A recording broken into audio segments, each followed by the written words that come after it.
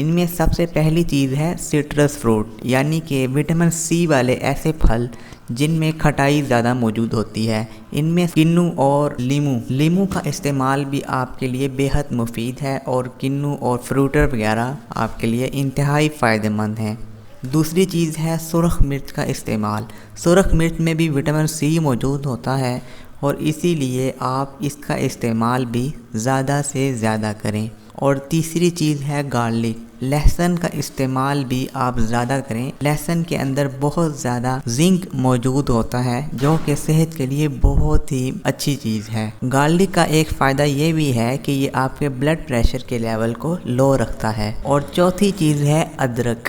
ادرک ایک انتہائی فائدہ مند چیز ہے، جو کہ آپ کے امیونٹی سسٹم کو بہت تیزی سے امپروو کرتا ہے۔ اور پانچویں چیز ہے پالک کے پتے۔ پالک کے پتوں کے اندر بھی زنک موجود ہوتا ہے۔ پالک کے پتوں کے اندر وٹامن سی بہت موجود ہوتا ہے، اور پالک کے پتے بھی امیون سسٹم کو تیزی سے امپروو کرتے ہیں۔ چھٹی چیز ہے دہی۔ دہی کا استعمال آپ ہر ناشتے میں لازمی طور پر کریں۔ دہی کے اندر وٹامن ڈی خاص طور پر موجود ہوتا ہے، جو کہ آپ کے باڈی کے نیچرل ڈیفنس سسٹم کو تیزی سے بوسٹ اپ کرتا ہے۔ اور ساتویں چیز ہے گرین ٹی۔ گرین ٹی کا استعمال بھی آپ زیادہ سے زیادہ کریں، کیونکہ گرین ٹی ایک سورس ہے امائنو ایسڈ کا، جو کہ جرمز کے پروڈکشن میں بہت ہی بہترین ہے، اور کورونا وائرس کے جرمز کو بہت تیزی سے ختم کرنے میں مددگار ثابت ہوتی ہے۔ اور آٹھویں چیز ہے پپیتا۔